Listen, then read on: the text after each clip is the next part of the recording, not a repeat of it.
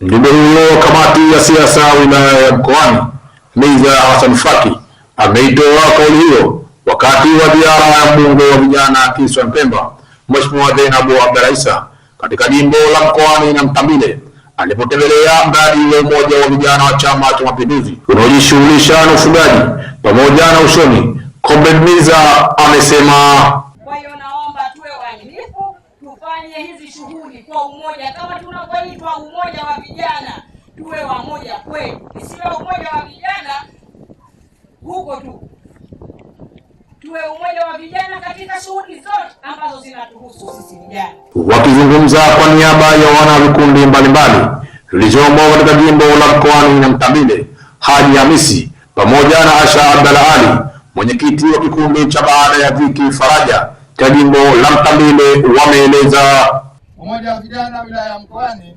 umejidhatiti na kujiimarisha kwa kujiwekea malengo tofauti ili kutoa fursa kwa vijana wa Chama cha Mapinduzi. Malengo hayo ni kama yafuatayo: kuimarisha chama na jumuiya, kujiendeleza na ujasiriamali wa kilimo na ufugaji. Mheshimiwa, hatuna nyenzo, tunahitaji msaada wako wa hali ya juu.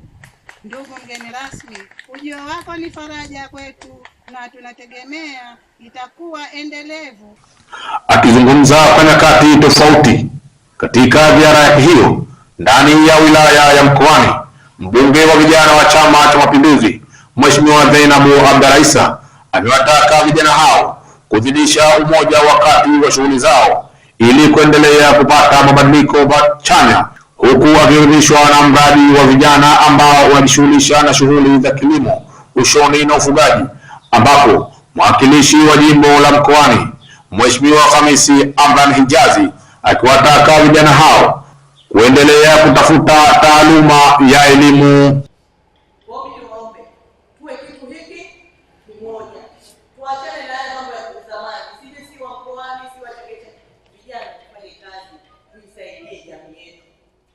Nataka niwaambie, huu mradi utaninyima usingizi kabisa, kwa sababu natamani Pemba tuwe na kambi maalum ya mafunzo kwa vijana ili tuwapike kiitikadi na kiuongozi. Na ukweli usiopingika, kwa Pemba nzima hatuna hiyo kambi, haipo, si kaskazini wala kusini. Lakini eneo hili la Mkoani kwa Kiingereza tunasema is strategically located. Na sisi vijana wa Kipemba lazima tupambane kwenye elimu ya kusomesha vijana, tutawasupport na wao. Ziara hiyo ya Mheshimiwa Zainabu imeleta mabadiliko mbalimbali yakiwemo ya kisiasa, kiuchumi, kijamii pamoja na dini.